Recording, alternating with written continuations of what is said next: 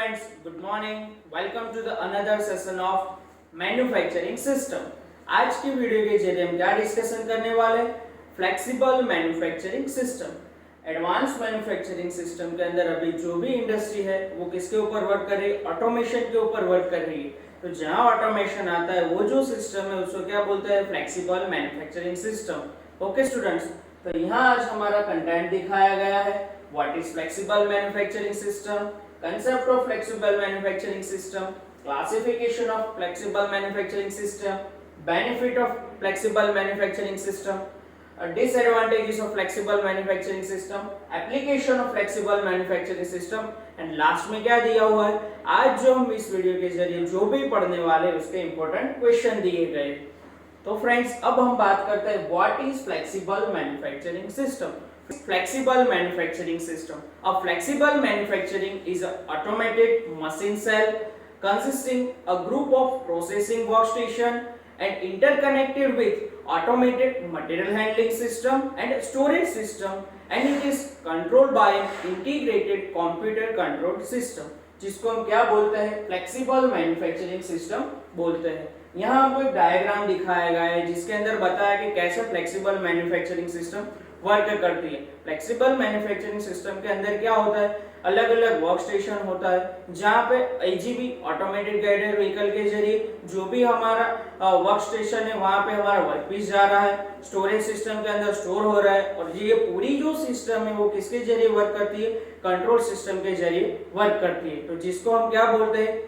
Flexible manufacturing system बोलते हैं। अब यहाँ हमको दिखाया गया है फ्लेक्सिबल मैन्युफैक्चरिंग सिस्टम का डायग्राम दिखाया हुआ है जिसके अंदर बताया गया है अलग अलग रोबोटिक्स यूज किए हुए हैं, कंप्यूटर का इस्तेमाल किया हुआ है जिसका इस्तेमाल इंस्पेक्शन के लिए किया है, प्रोसेसिंग वर्क स्टेशन के लिए किया गया है। इनपुट के अंदर क्या होगा? जो भी रॉ मटेरियल है वो आ रहा है, जो मटेरियल हैंडलिंग सिस्टम के द्वारा अलग अलग वर्क स्टेशन पर पहुंचाया गया है, वहां पे उसके ऊपर प्रोसेसिंग होने के बाद वो अगले वर्क स्टेशन पे जा रहा है, इंस्पेक्शन के लिए जा रहा है, मैन्युफैक्चरिंग के लिए जा रहा है, असेंबली के लिए जा रहा है, और फाइनली हमको जो लास्ट में प्रोडक्ट मिल रही है उसको कहाँ ले जा रहा है? स्टोरेज तक ले जा रहे हैं।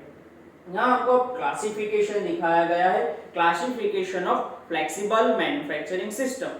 Flexible manufacturing system can be distinguished according to the number of machine in the system.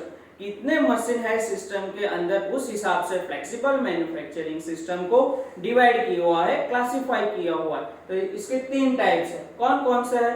First one is single machine cell, second one is flexible manufacturing cell, और last one is flexible manufacturing system.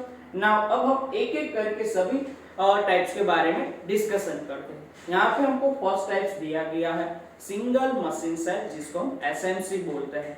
It is consist of fully automated machine to capable of unattended operation for the time period longer than the one machine cycle. It is capable of processing different part cycle, responding to a change in a production schedule and accepting a new part introduction. In this case, processing is sequential, not a simulational. जिसको क्या बोलते हैं? Single machine cell बोलते हैं। यहाँ हमको उसका diagram भी दिखाया गया है जिसके जरिए आप समझ सकते हो कि सिंगल मशीन सेल में क्या होता है।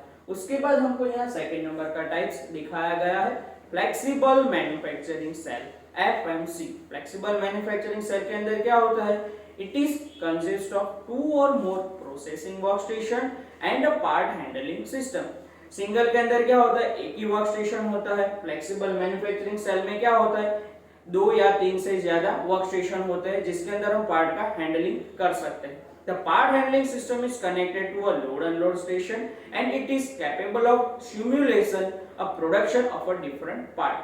जो भी हमारा वर्क स्टेशन है वो एक दूसरे के साथ मटेरियल हैंडलिंग के जरिए कनेक्टेड होता है। उसके बाद यहाँ हमको दिखाया गया है थर्ड नंबर का टाइप्स है flexible manufacturing system.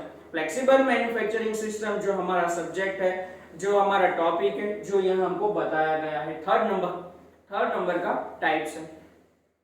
In a flexible manufacturing system, it has a 4 or more processing workstation, typically CNC machining station, turning stations are connected mechanically by a common part handling system and automatically by distributed computer system.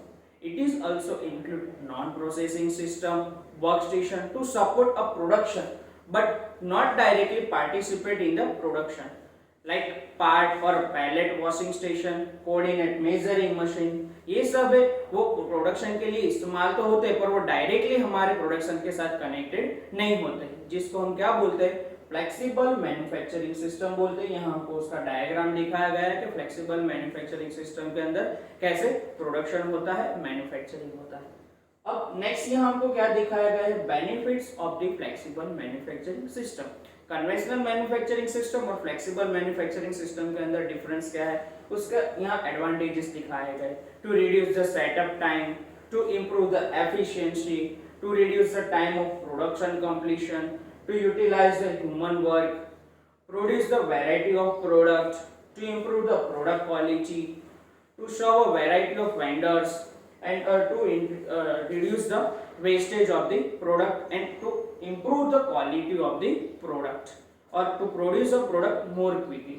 अब हमको यहाँ पे दिखाए गए हैं disadvantages of the flexible manufacturing system. ये system कैसी है, एक्सपेंसिव है।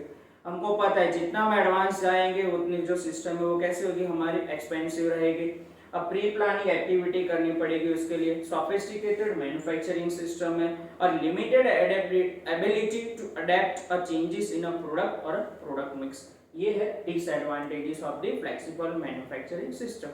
अब हमको यहाँ क्या दिखाया गया है, different types of application of the flexible manufacturing system. Flexible manufacturing system की एप्लीकेशन दिखाई है, कहाँ कहाँ हम यूज कर सकते हैं ये सिस्टम को, metal cutting, machining, metal forming, assembly station, joining and welding, surface treatment, inspection और testing। ये सब जगह पे हम हमारे फ्लेक्सिबल मैन्युफैक्चरिंग सिस्टम को अप्लाई कर सकते हैं, यूज कर सकते हैं। अब इंपॉर्टेंट टॉपिक यहाँ आपको दिखाया गया है, comparison between flexible manufacturing system with respect to conventional manufacturing system. Difference क्या है एफएमएस के बीच में और हमारी जो अभी की जो मैन्युफैक्चरिंग सिस्टम है उन दोनों के बीच में डिफरेंस क्या है वो हमको यहाँ दिखाया गया। ये बहुत ही इंपॉर्टेंट टॉपिक है कि हमको फ्लेक्सिबल मैन्युफैक्चरिंग सिस्टम क्यों पढ़ना चाहिए, जिसके बारे में हमको यहाँ दिखाया गया है। तो एक टेबल के जरिए हमको यहाँ बताया गया है, एक तरफ उसकी आइटम दिखाई गई है कि किस चीज का हम कंपैरिजन कर रहे हैं वो दिखाया गया है, एक तरफ एफएमएस और दूसरी तरफ दिखाया गया है conventional manufacturing system. First one है सेटअप। एफएमएस के अंदर क्या होगा, सेटअप जो हमारा डिफाइन है, क्या करना है वो पहले से प्लानिंग किया हुआ है। कन्वेंशनल के अंदर कोई प्लानिंग किया हुआ नहीं है। फ्लेक्सिबिलिटी एफएमएस की ज्यादा होती है, कन्वेंशनल की कम होती है। जो स्क्रैप होता है, वेस्ट होता है, वो एफएमएस के अंदर कम होता है और कन्वेंशनल के अंदर ज्यादा होता है। लेबर की जो रिक्वायरमेंट है, एफएमएस फुल्ली ऑटोमेटेड है तो उसके लिए लेबर की जरूरत कम रहेगी, कन्वेंशनल के अंदर ज्यादा रहेगी। वर्क इन प्रोसेस जो एफएमएस के अंदर कम है और कन्वेंशनल के अंदर ज्यादा है। इक्विपमेंट का जो कॉस्ट है, जो हमारी फुल्ली ऑटोमेटिक सिस्टम है, इसलिए एफएमएस का कॉस्ट क्या रहेगा, ज्यादा रहेगा और कन्वेंशनल का लो रहेगा। ऑटोमेशन जो है एफएमएस के अंदर हाई लेवल का रहेगा क्योंकि फुल्ली ऑटोमेटेड सिस्टम है, कन्वेंशनल के अंदर लो लेवल का रहेगा। और equipment ROI, return of investment जिसको बोलते हैं, वो एफएमएस का क्या होगा, लो होगा और कन्वेंशनल का क्या होगा, हाई होगा। अब ये जो डिफरेंस हमको दिखाया गया है वो बहुत ही इंपॉर्टेंट है, वो आप लोग देख सकते हो। अब लास्ट में यहाँ पे हमको क्या दिखाया गया है, आज के सेशन के जरिए आप लोगों ने जो भी स्टडी किया है उसके इंपॉर्टेंट क्वेश्चन दिखाए गए जिसके आंसर आप लोग दे सकते हैं। Thank you.